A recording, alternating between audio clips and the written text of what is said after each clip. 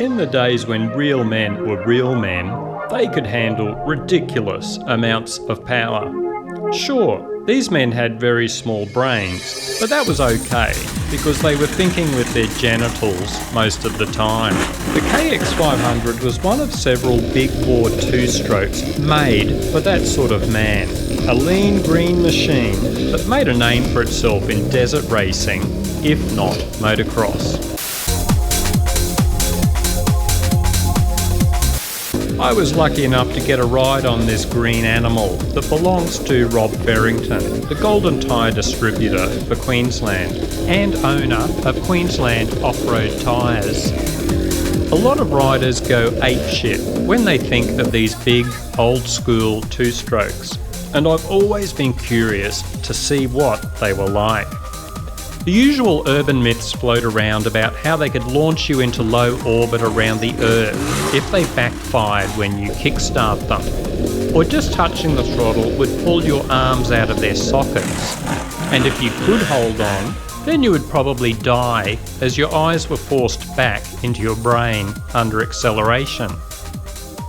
Long-term viewers will know I'm not into revving bikes, and I'm not a fast rider, so I was more interested in the grunt, and wow, does this thing have grunt. It really felt like a 300cc two-stroke that had been doing a lot of bench presses and a lot of steroids. Not uncontrollable power, but heaps of torque right from idle.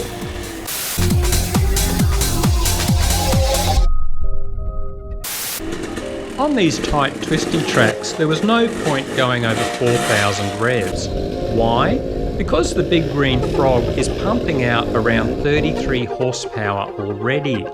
And as any dirt rider knows, it's mostly wheel spin after around 30 to 35 horsepower. You can see from this dyno chart why these bikes could be a handful. From 4,000 to 6,500 revs, you are almost doubling the horsepower. So your average gumby rider is best off under 4,000, unless on a smooth, straight, wide dirt track. So I was in seventh heaven, just lugging this baby around barely above idle and short shifting to avoid that rear wheel going mental. Fun for all the family. It was interesting to contrast it with this YZ250 as we swapped over. You could see the KX just launch out of corners with minimal revs.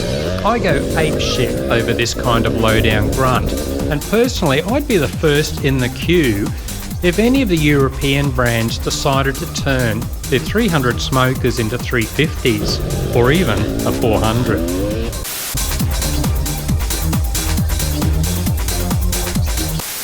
And just going back to that dyno chart, look at the curve for the old KTM 382 stroke.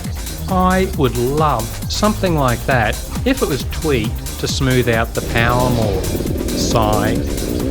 I must admit though, you can feel that rotational mass coming into play. All that extra spinning mass means the bike is less likely to flick between corners, and where the 250 felt so nimble, it was more a case of careful negotiations with the KX to encourage it around corners.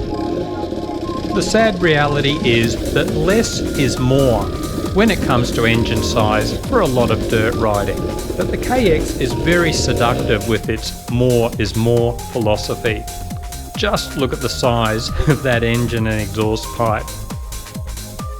And of course, if you want to go completely overboard, why not get the Mako 700 two-stroke? A fun way to commit suicide.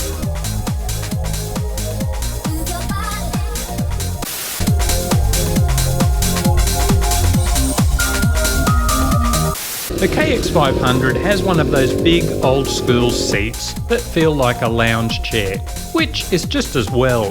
The ergos seemed to encourage sitting, although that might be something to do with my height too. Despite this, it's still a lot of fun to ride, and you can see how dirt bikes have only improved slowly over the past 2 decades. A good rider on an old dirt bike will always whip the arse of an average rider on the latest Eurotrash model.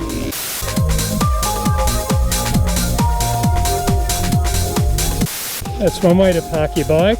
This KX500 is currently a project bike in collaboration with Transmoto Dirt Bike magazine.